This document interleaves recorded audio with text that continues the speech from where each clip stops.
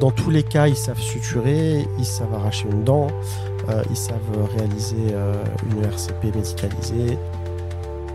C'est pendant la quarantaine. On est en comité extrêmement restreint. C'est le médecin, l'astronaute, sa famille très proche.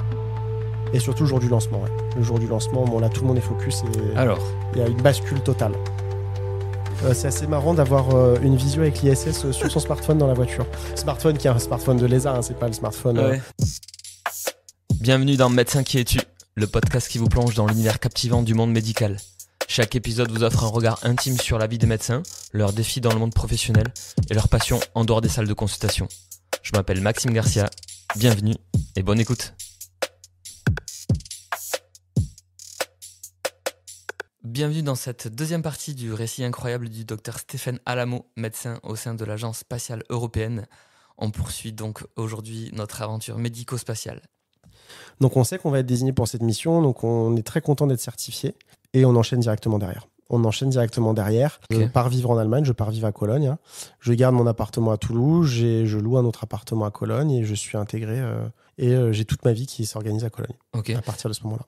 Votre mission, c'est de faire de la médecine et de vous occuper des astronautes ou également de suivre les recherches. On sait qu'ils font de la recherche au sein de l'ISS. Vous êtes là pour la santé de l'astronaute ? Alors, il y a une barrière entre les deux. Nous, on est côté opérationnel, côté santé astronaute. On ne peut pas avoir la double casquette parce qu'il y aurait des biais énormes, monstrueux. On ne peut pas avoir la double casquette entre chercheur, investigateur et médecin de l'astronaute pour sa mission. Par contre, on a un droit de regard. On va suivre sa santé avant, pendant et après.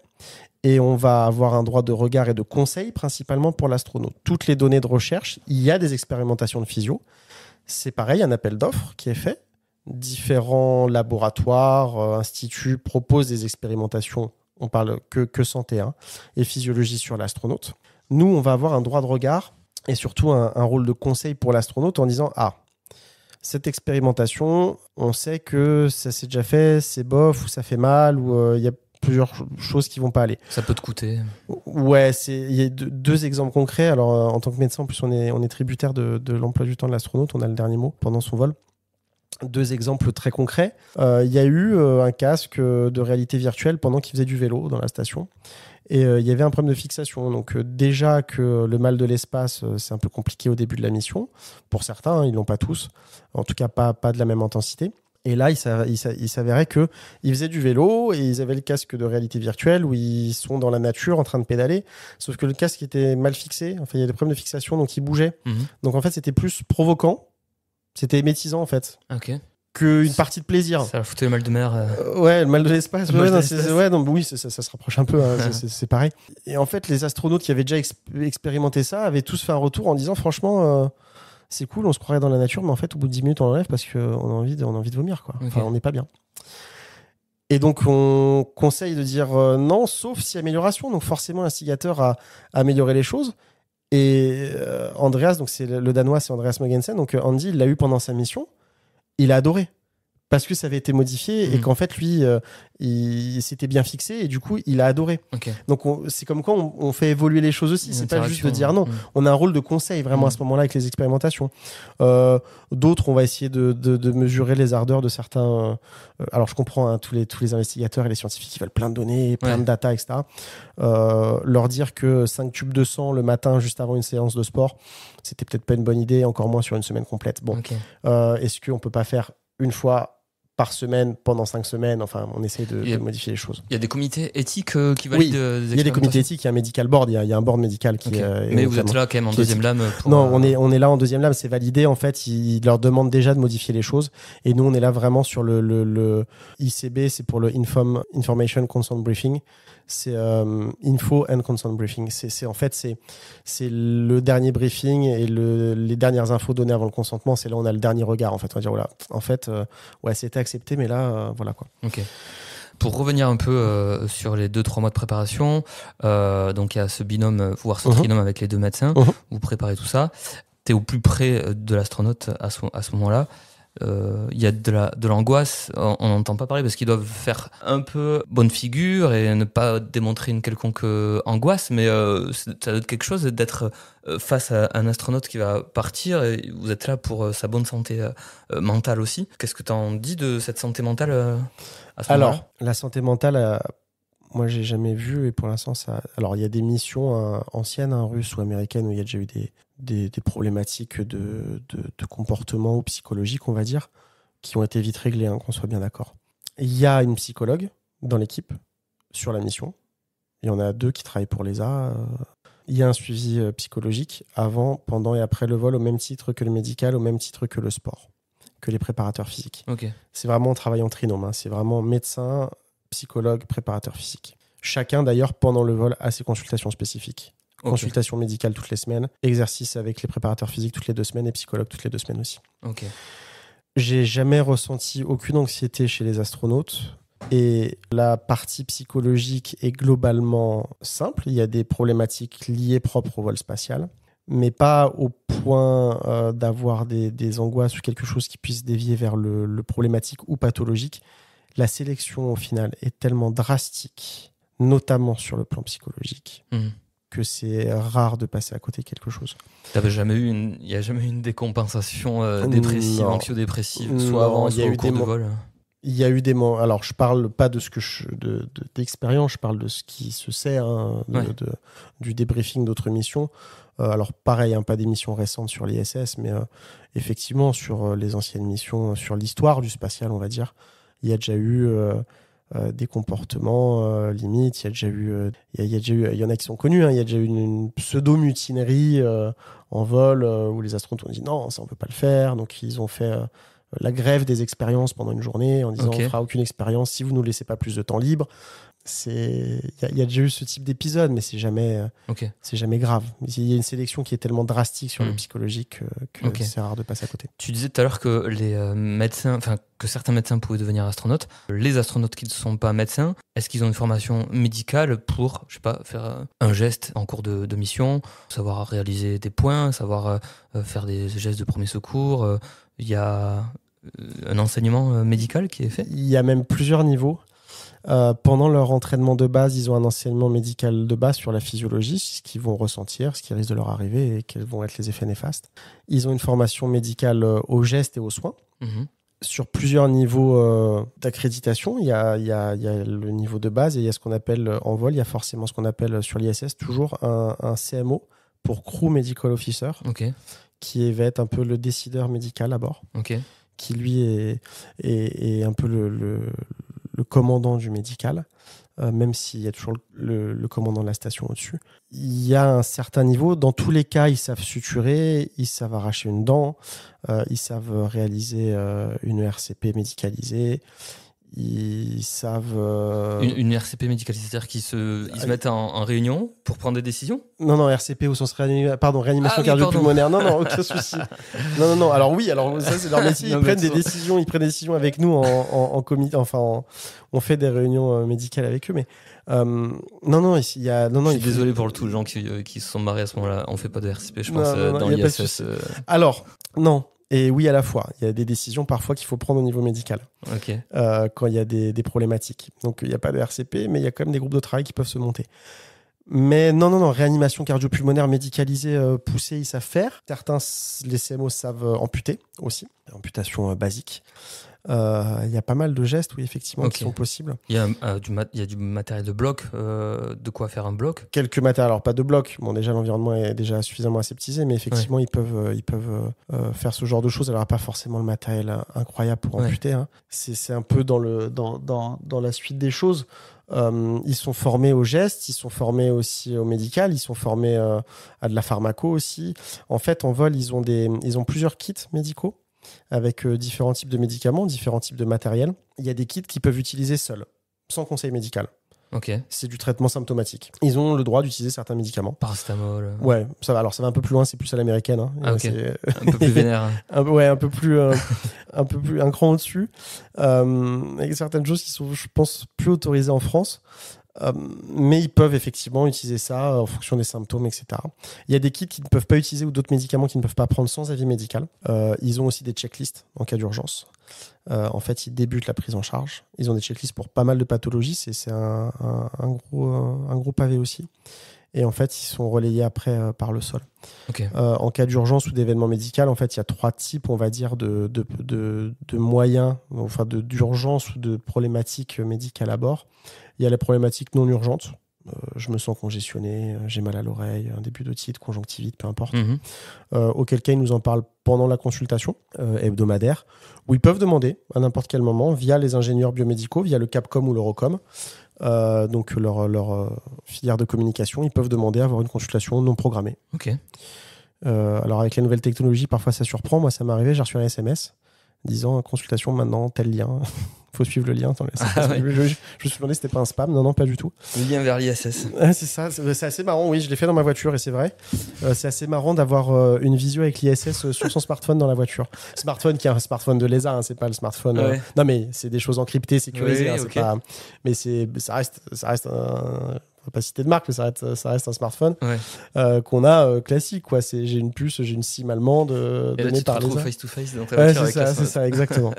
Donc ça, c'est le type de situation qu'on peut avoir. Il peut y avoir une urgence, on va dire, relative. Un astronaute, alors je cite pas des cas qui sont arrivés, hein, mais c'est des exemples qui peuvent être assez concrets, qui s'est pris le bras entre 2 énormes racks, comme ça, là, quand on voit, là, ils soulèvent des trucs. Alors, il y a la microgravité, donc il n'y a pas la pesanteur, donc ils peuvent les bouger un peu facilement.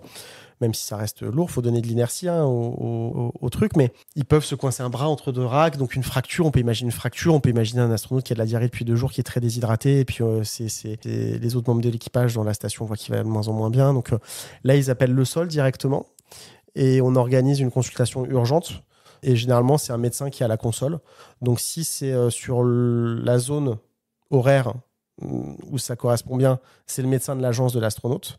Si c'est un japonais, ça va être le médecin japonais. Si c'est un européen, c'est sur le temps GMT, donc on va pouvoir le prendre en charge.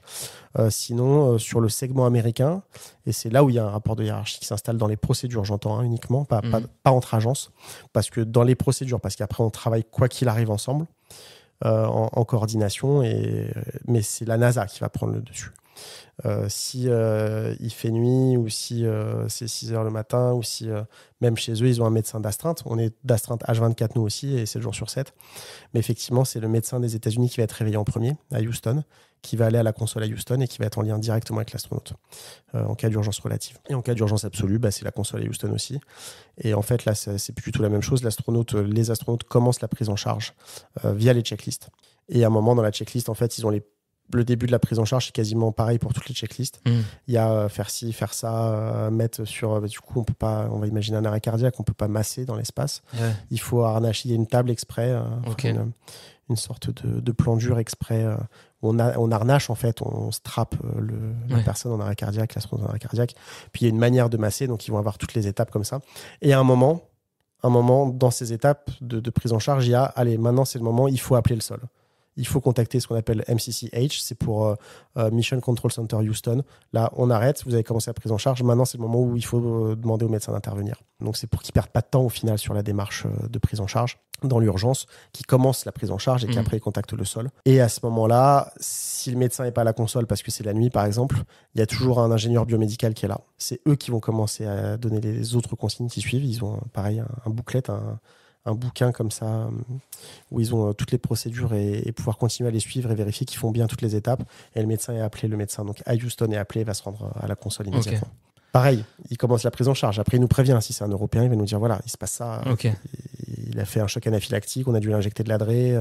On va commencer le traitement par polaramine et les corticoïdes aussi. Et t'es prévenu. La consultation, le reste, les prochaines consultations, le suivi, c'est toi.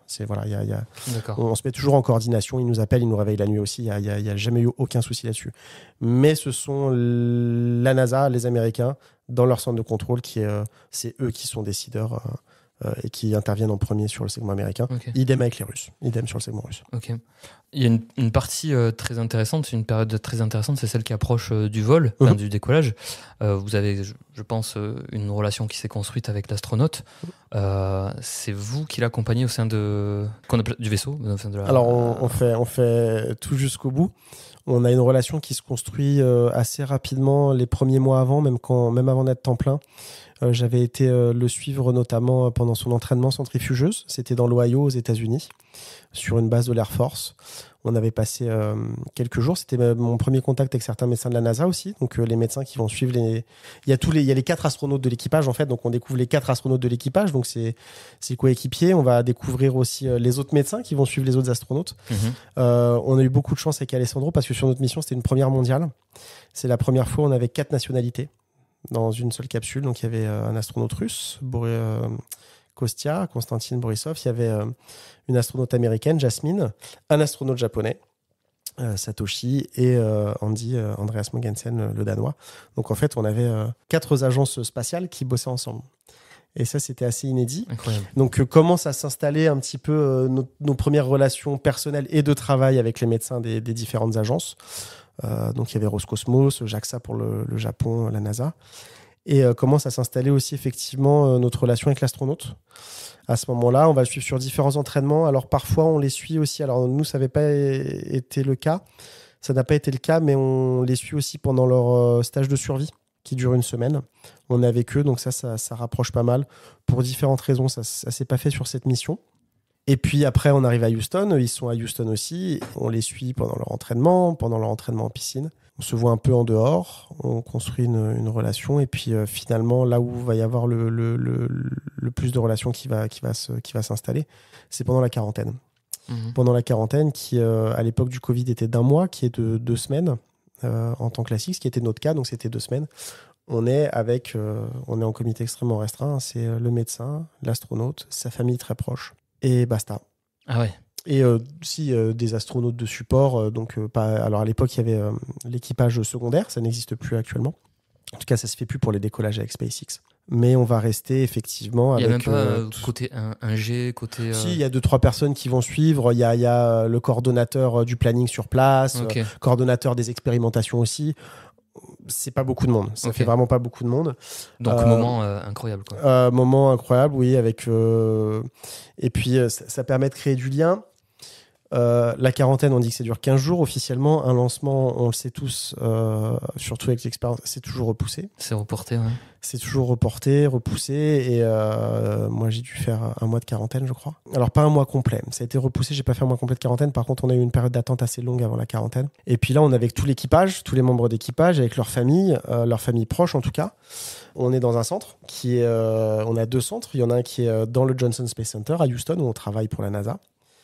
Et il y a un centre de quarantaine qui est là où on a accès, salle de sport, il y a même un demi-terrain de basket qui est ouvert tout le matin pour les gens en quarantaine, etc. Une petite piscine intérieure, c'est pour les astronautes pour qu'ils s'entraînent.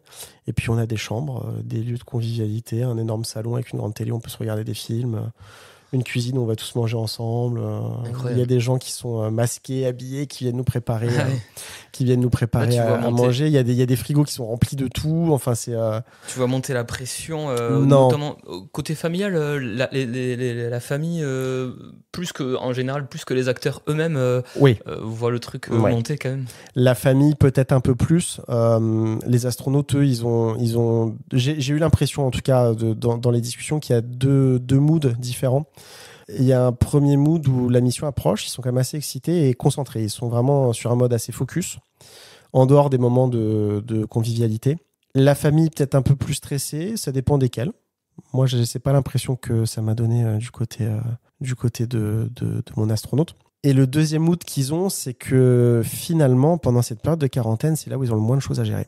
Avant la mission, pendant leurs années d'entraînement, ils ont leur famille, les médias, les voyages, repartir, l'entraînement, stage de survie, aller dans l'Ohio pour la centrifugeuse, revenir, bosser ses cours, bosser machin, refaire des entraînements, la famille à gérer, les enfants qui sont à l'école, des petites choses du quotidien, hein, les enfants à aller chercher à l'école entre deux.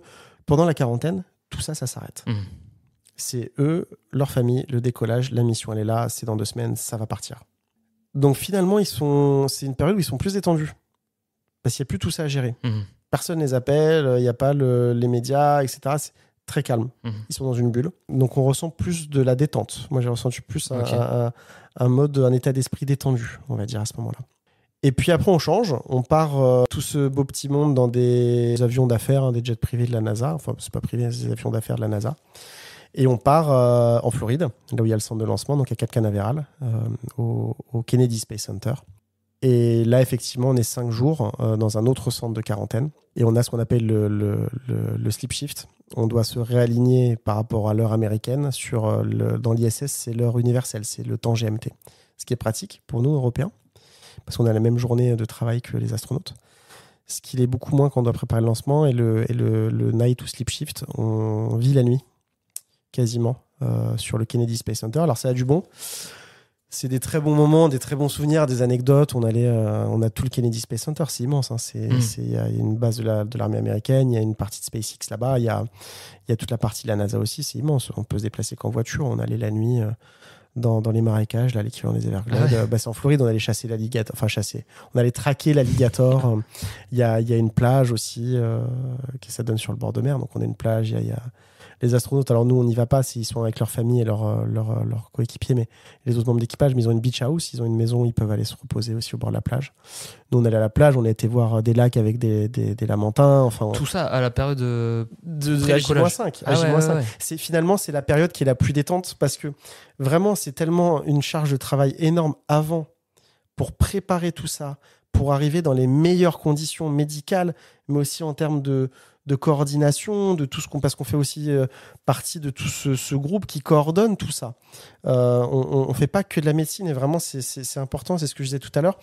On est tellement là-dedans finalement qu'en fait quand on arrive dans la quarantaine à J-5, à L-5 days, donc il n'y a plus rien à faire. Enfin, il y a des petites choses à faire. C'est carré déjà. Tout est fait, tout est carré, tout est coordonné, il n'y a plus d'examens médicaux. Enfin, il y a un examen clinique avant, mais voilà quoi. Tout a été fait sur des mois avant. On va pas refaire 14 scanners avant le décollage. Enfin, finalement, c'est une des périodes les plus détendues. Je sais pas si ça va choquer les gens. En tout cas, ils vont être surpris d'entendre ça en nous écoutant. L'idée, parce qu'évidemment, Thomas Pasquet a permis de donner des vidéos là-dessus. On voyait beaucoup d'images à ce moment-là. C'était la période du Covid, mais on voyait bien que c'est quand même un moment où il se recentre sur la famille. Ouais, c'est ça. Il y a ça aussi. Ils partent 6 mois. Ouais. Ils partent 6 mois, donc ils se recentrent sur leur famille. Donc nous, évidemment, dans la quarantaine, attention, on garde notre place. On est leur médecin, on a un lien avec eux. Enfin, on a une certaine relation avec eux, mais on n'est pas leurs amis, on n'est pas leur famille. Hein. On les laisse tranquilles avec leur famille et leurs amis. On n'est pas au milieu de tout ça. On reste à notre place aussi. Mais ouais, c'est une période extraordinaire. On va visiter le pas de tir, on voit la fusée qui se lève. Il y a les capsules en haut, etc. Pour la première fois de ma vie, en plus, je travaille là, on touche le rêve. Là, on touche le rêve. Là, on touche la partie rêve au sens brut du terme, vraiment au sens émotionnel du terme. Il y a 2 choses. Il y a une première, c'est qu'on commence à travailler. Là, on travaille avec eux par mail, mais là, on travaille avec eux au quotidien. Il y a la tenue d'astronaute qui est là. Il y a les essais de la tenue, les derniers essais. Tout a déjà été fait aussi en avance. On travaille avec les gens de SpaceX. Il y a les médecins de SpaceX qui sont là. Donc, SpaceX, on aime, on n'aime pas. Hein. Chacun a sa vision du spatial, mais là, on touche au rêve. On touche potentiellement des bases lunaires, des bases martiennes. Enfin, on travaille avec ces gens-là, en coordination avec ces gens-là. Et puis surtout, le centre de quarantaine. Et là où ils s'habillent, le dernier habillage avant de partir pour la capsule, et le centre de quarantaine, c'est le même centre de quarantaine depuis l'émission Apollo. Donc les chambres chargées d'histoire, quoi. Les chambres où on dort, c'est les chambres où ont dormi Buzz Aldrin, Neil Armstrong, leurs médecins, leurs familles. On est dans ce centre-là. Et d'ailleurs, rien n'a été touché. Enfin, si, ça a été amélioré, mais quasiment rien n'a été touché. C'est là où sont passés tous les astronautes des missions navette spatiale aussi. C'est chargé d'histoire. L'entrée par laquelle sortent les astronautes, par laquelle on sort, nous aussi, quand il y a tous les journalistes devant qui montent dans les Tesla et qui partent en convoi jusqu'à la capsule. Et l'entrée qu'on utilise au quotidien quand on sort courir ou se balader, traquer l'alligator la nuit ou je ne sais quoi, c'est l'entrée par laquelle en fait la photo, quand on voit la photo, on se dit je suis désolé du langage, mais putain, c'est là quoi. On prend en photo et on s'est pris en photo tous ensemble à toute nationalité. C'est là où sort Neil Armstrong avant de partir pour pour la Saturn V, quoi. On se dit, mais waouh, c'est là, ça s'est passé là. Donc là, on touche le rêve. On touche le rêve au sens émotionnel du terme. Et surtout le jour du lancement, ouais. Le jour du lancement, bon, là, tout le monde est focus et il y a une bascule totale. Jour du lancement, le D-Day, tu nous racontes, vous vous levez, il y a je te laisse nous peindre le tableau et je te laisse nous raconter la journée. On se réveille, c'est même la veille, on sent que l'état d'esprit se modifie. Tout le monde est plus focus, ça parle moins parce qu'on a tous les dîners, déjeuners, petits déjeuners ensemble dans la même salle. On se parle moins, c'est plus silencieux. Alors c'est marrant parce que j'oublie de dire, pendant la quarantaine, on a tout le moment de convivialité, puis en fait on voit les astronautes comme personne ne les voit. C'est short claquette dans le centre de quarantaine, mais en même temps oui, c'est une journée, voilà, on joue aux cartes, enfin voilà, c'est pas l'image d'Épinal qu'on a. Non, le D-Day, c'est levé, on fait les derniers préparatifs médicaux, il y a le briefing météo et là vraiment tout le monde est hyper focus. C'est comme du papier à musique. Chacun connaît son rôle, chacun connaît son poste, chacun connaît ses tâches. Il y a rien qui dépasse, tout roule tout seul. C'est lié à notre entraînement et à la préparation de la mission en tant que telle. Donc l'astronaute se prépare, il s'habille, il a il y a un check dans la salle, la White Room, où ils testent la pressurisation des combinaisons. Là, c'est la dernière fois qu'on voit notre astronaute avant le lancement. On lui dit au revoir. On échange quelques mots. C'est le moment où on nous voit tous dans la salle. Là, sur les vidéos, c'est H moins plusieurs heures. On est là, on est au milieu de tout ça. Et SpaceX, il y a des médecins de SpaceX qui prennent le relais, qui, eux, en fait, vont accompagner l'astronaute dans le convoi. Il y a un convoi en bas qui nous attend. Donc, nous, on descend à ce moment-là. On est à l'arrière du convoi, dans des véhicules à l'arrière. Et les médecins de SpaceX vont accompagner les astronautes à l'avant du convoi et vont l'accompagner jusque dans la capsule. C'est pas frustrant pour vous ? Non, pas du tout, parce que c'est aussi une question de rôle, c'est une question de tâche. Et c'est pas frustrant, ils ont un dernier coup de fil, c'est un peu folklorique parce qu'ils viennent de voir leur famille 10 minutes avant, ils roulent 10 minutes, ils arrivent à la capsule. Ils ont ce fameux dernier coup de fil au pied de la fusée du lanceur de la Falcon 9. Ils montent dans la capsule, là c'est les médecins de SpaceX, et là il n'y a rien de frustrant parce que nous en fait à l'arrière du convoi on va utiliser quelque chose qui est on va faire quelque chose qui est très intéressant. On devient Search and Rescue. On est équipe de recherche et de secours. On va se positionner non loin du pas de tir, à distance raisonnable. Il y a plusieurs zones qui sont définies en fonction de la météo et des vents. On est à côté du pas de tir, et là en fait on est avec le détachement 3 de l'armée américaine, qui est un détachement médical aussi. On a une capacité de projection. En fait, le lancement, pour utiliser l'effet de fronde de la Terre, c'est pour ça qu'on lance près de l'équateur, c'est là où il y a le plus d'effet de fronde. Le lancement s'effectue de l'ouest vers l'est. Donc ça part de Floride, c'est lancé, et la fusée ne monte pas verticalement, elle suit une trajectoire un peu... Elle va monter, elle va survoler le dessus de l'Atlantique, elle va voler au-dessus de l'Atlantique, et aller après au-dessus de l'Europe. Il y a plusieurs phases, en fait. Il y a une phase où on doit être là, donc on a tout. On a des hélicoptères de l'armée américaine, bateaux, avions. C'est en tant que médecin urgentiste, pour moi, c'était incroyable. J'ai eu autant de moyens. On a des ambulances aussi. On est tous les médecins. Il y a plusieurs médecins. Il y a des médecins américains, de l'armée américaine aussi. On a des paramédics avec nous. Et en fait, il y a plusieurs cas de figure. Il y a donc le médecin de SpaceX lâche l'affaire à ce moment-là. L'astronaute est dans la capsule, il le laisse, ils s'en vont. Et non, c'est pas inintéressant, on n'est pas frustré parce qu'on est là. Et c'est incroyable parce que déjà, on va voir le lancement de près. Ah ouais, tu te retrouves à combien de la fusée là ? On n'est pas loin, on est à peut-être 4 km max. Alors que les premiers publics... Ouais, ils sont plus loin, ils sont beaucoup plus loin. Ouais. J'ai plus les distances en tête, je vais rien dire plutôt que dire une bêtise, mais on est proche. On est proche. Ah non, on a un casque, on a boule caisse plus casque. Hein. Ouais, non, c'est... Non, on se met là, en fait, il y a plusieurs cas de figure. Il y a le moment où au moment où ils remplissent la fusée, en fait, des ergols au dernier moment.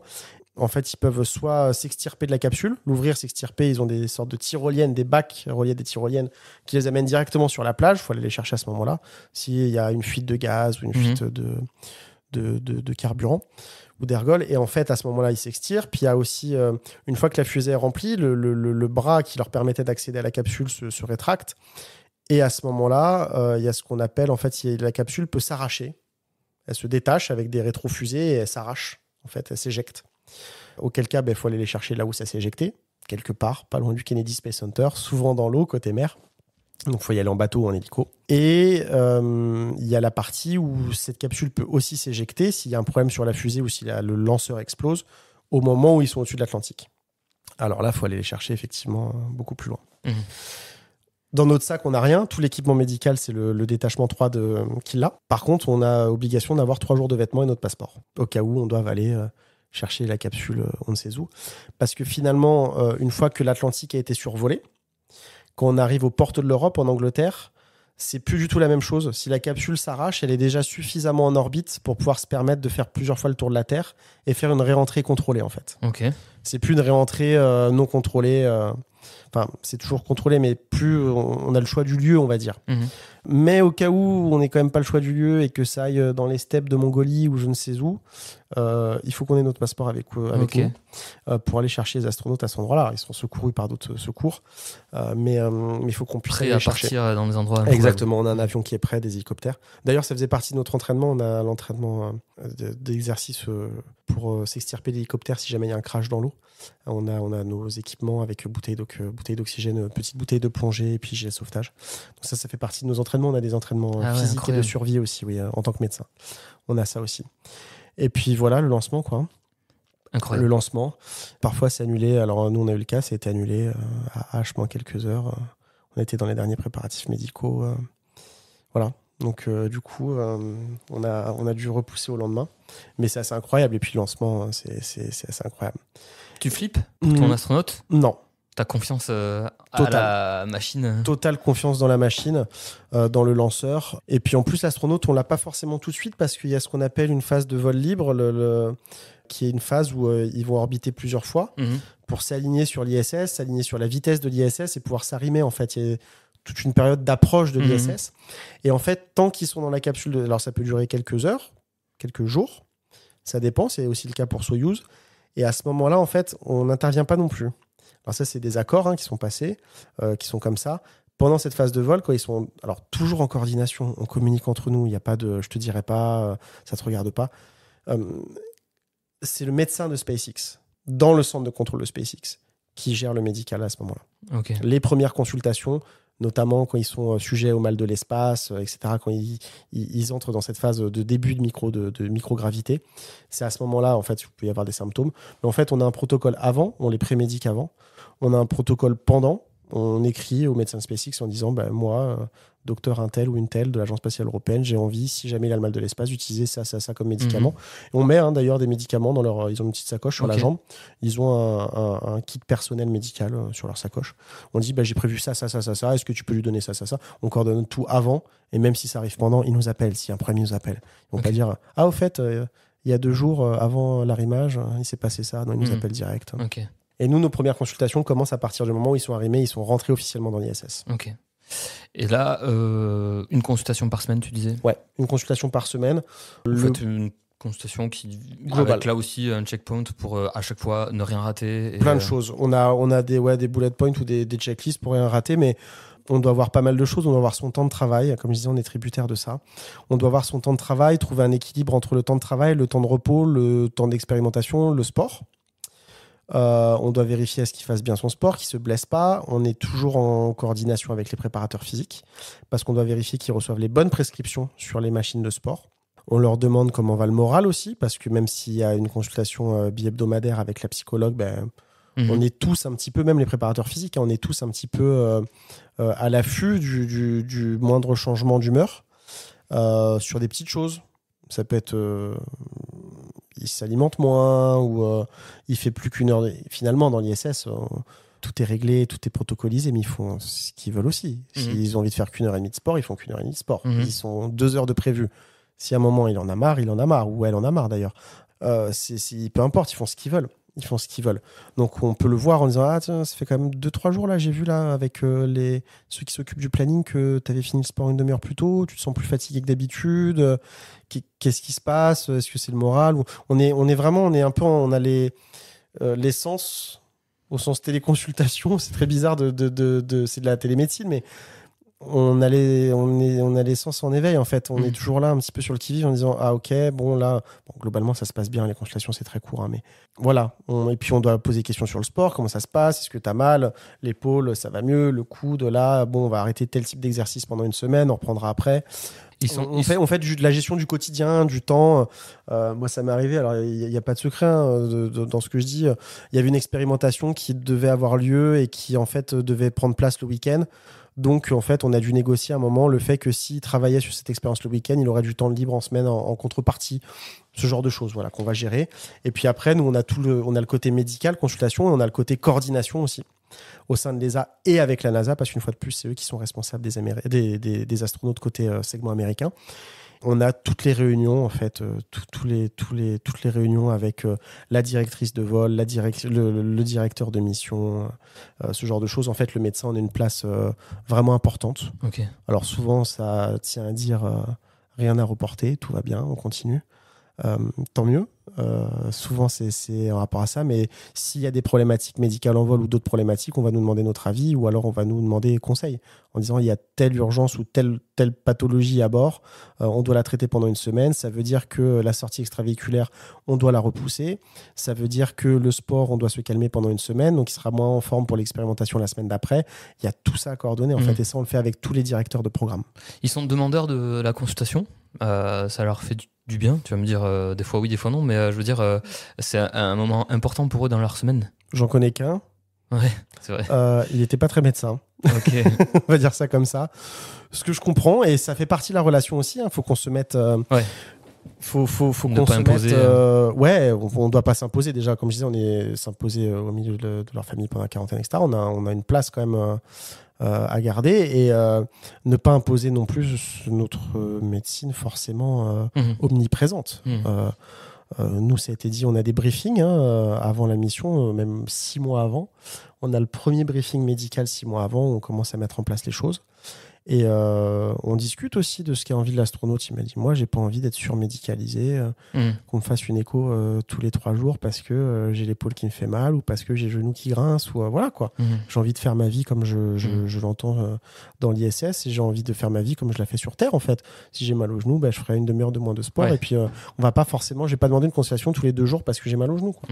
Ce que j'entends parfaitement, parfaitement à ce moment-là. Ok, formidable. Les 6 mois passent, ils reviennent. La mission, pour toi, c'est laquelle une fois qu'il est revenu sur Terre ? Le retour, c'est de la réhabilitation. C'est les expérimentations du retour, faire en sorte qu'elles se passent bien, qu'elles ne soient pas trop invasives pour l'astronaute. Et c'est de la réhabilitation. Toi, tu es un peu... C'est de la réadaptation. Au-dessus de l'expérimentation en disant, la santé, elle ne va pas être OK. C'est ça. Vous poussez trop. C'est ça. J'ai besoin exemple... une fois de plus exagéré volontairement, mais il vient de rentrer, ça fait 2 heures, 3 heures qu'il est sur Terre. Tous les scientifiques se jettent dessus, c'est normal. Ils veulent tous leur prélèvement, leur machin. Au 5e tube de sang, on va faire une pause d'1 heure. Il va profiter un peu avec sa famille. Il va essayer de se lever un peu parce que c'est pas évident pour eux. Ils ont des problèmes d'équilibre, de gestion de la marche, etc. On verra après. On se calme un petit peu. Mais c'est plus une démarche de réadaptation derrière, réadaptation, et puis gérer les problèmes médicaux qu'on a gérés en vol, en télémédecine avec des médicaments ou d'autres choses, etc. Maintenant, on peut les prendre en charge sur Terre. Donc, est-ce qu'il y a besoin d'examens complémentaires en plus pour aller plus loin, parce qu'on est limité par l'échographie et certains prélèvements biologiques en vol. L'écho, qu'est-ce qu'il a réalisé en vol ? C'est eux-mêmes. Okay. C'est eux-mêmes. Ils sont guidés. Ils ont un guide au sol et c'était très intéressant de voir ça aussi. Ils ont sur l'échographe, ils ont tous les boutons. Alors, ils sont entraînés avant la mission aussi. Ouais. Ils ont tous les boutons, ils ont des codes couleurs et des chiffres. Clique sur le violet 1, le bleu 3, tourne la molette rouge vers la droite. Alors c'est le gain. Alors nous on sait ce que c'est le gain ou la profondeur.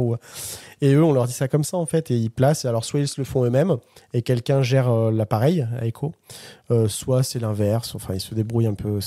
Il y a beaucoup de choses dans l'ISS. C'est bien fait entre guillemets, mais c'est du système D. Ils apprennent aussi. C'est des techniciens hors pair on va dire. Ouais. Ok, incroyable. Donc des examens complémentaires à réaliser en plus sur Terre si c'est nécessaire, on doit gérer ça, gérer d'autres traitements s'il y a besoin, et gérer ça, et puis finalement après on rend notre rapport clinique de vol, et puis la mission s'arrête, ça redescend tout doucement, comme ça, tout tranquillement, et puis la mission est finie, quoi. Ok, formidable, incroyable. Merci beaucoup. Derrière, toi, tu as quel projet? Donc là, tu fais toujours partie de l'Agence spatiale européenne. Tu as ce poste pour combien de temps? Et est-ce que tu vas être désigné sur un nouvel astronaute? Alors, il n'y a pas de temporalité pour le poste, pas pour l'instant. Il y a les nouveaux astronautes qui vont voler, la nouvelle promotion. Donc, il y a Sophie Adenau, la française, qui va voler là début 2026. Puis Raphaël Liégeois, qui est belge, qui va voler sur la deuxième partie de 2026. Ce serait incroyable, un duo francophone. Alors... avec toi. Oui, ça serait dans un monde idéal, mais on ne peut pas imposer une nationalité médicale sur une mission. Ah, d'accord. On est plusieurs médecins, il y a un turnover de médecins, on est obligé d'avoir une rotation des médecins. Okay. Donc on ne peut pas imposer une nationalité, sinon ça veut dire que s'il n'y a que des astronautes italiens, allemands et français, c'est tout le temps les mêmes médecins qui travaillent et pas les autres, donc on ne peut pas imposer ça. Donc il y a une rotation de médecins qui se fait, donc normalement c'est notifié que même si on essaye de faire en sorte que c'est pas la nationalité ne doit pas rentrer en compte dans l'attribution des missions aux médecins. Okay. Donc Sophie, pas sûre du tout. Ça sera sûrement sur notre mission, pour une autre nationalité. Puis Sophie, je l'ai suivie pendant tout son basic training, là, pendant un an et demi. Puis on s'organise, c'est pareil, en dehors des missions... c'est en fonction des nationalités ou pas. Si un astronaute est en France, il a besoin d'un service. Moi, ça m'est déjà arrivé d'envoyer des ordonnances à une pharmacie pour un astronaute américain qui venait visiter Paris, par exemple. Enfin, c'est ce genre de choses qui ont déjà été faites. On se rend service les uns les autres, en fait, c'est juste ça. Là, t'as quelle organisation en ce moment 50-50 à peu près, on reste sur les mêmes choses. Je suis un peu moins à l'ESA parce que la mission est finie, on est sur une phase plutôt descendante. Puis il y a d'autres choses, il y a les missions privées, il y a des astronautes de réserve d'autres nationalités européennes qui ont été sélectionnés, donc c'est des astronautes qui gardent leur vie et leur métier au quotidien et qui peuvent être désignés sur des missions de courte durée pour d'autres pays. Le premier à l'avoir fait là, c'est le Suédois, Marcus Vand, qui est pilote de chasse et pilote d'essai dans l'armée de l'air suédoise, qui est parti avec la mission Axiom 3. Il y a un Polonais, Slavoj, qui va partir avec Axiom 4. Donc, il y aura un médecin dessus pour une mission de courte durée. Donc, il va y avoir plein de choses. Les futures missions me concernant, ça sera sûrement une mission de longue durée pour un des astronautes qui va voler. Les 5 de la nouvelle promotion vont voler en longue durée. Et puis, peut-être une mission de courte durée sur une mission privée. Un prestataire, on va dire, privé pour un astronaute de l'Agence spatiale européenne. Le futur un peu plus lointain, c'est les missions Artemis. On n'y est pas encore, mais les groupes médicaux commencent un petit peu à se former, donc on part plus sur les missions lunaires là. Effectivement, ça c'est quelque chose qui pousserait un peu plus loin le rêve. L'ESA il y aurait a priori des sièges pour des astronautes de l'ESA. Et puis l'ESA participe au projet Gateway, donc il a future station spatiale autour de la Lune. Il y a des modules européens. Oui. Le module de service de la capsule Orion, de la capsule qui amène les astronautes vers la Lune, c'est européen. C'est l'European Service Module, qui est greffé. L'ISS, elle a une durée de vie limitée, non Oui, alors ça a été repoussé plusieurs fois. Ça vieillit, c'est comme tout. C'est un milieu clos qui est dans l'espace et qui vieillit, qui est rafistolé en permanence. Ils réparent, ils modifient, ils font des modifications en permanence.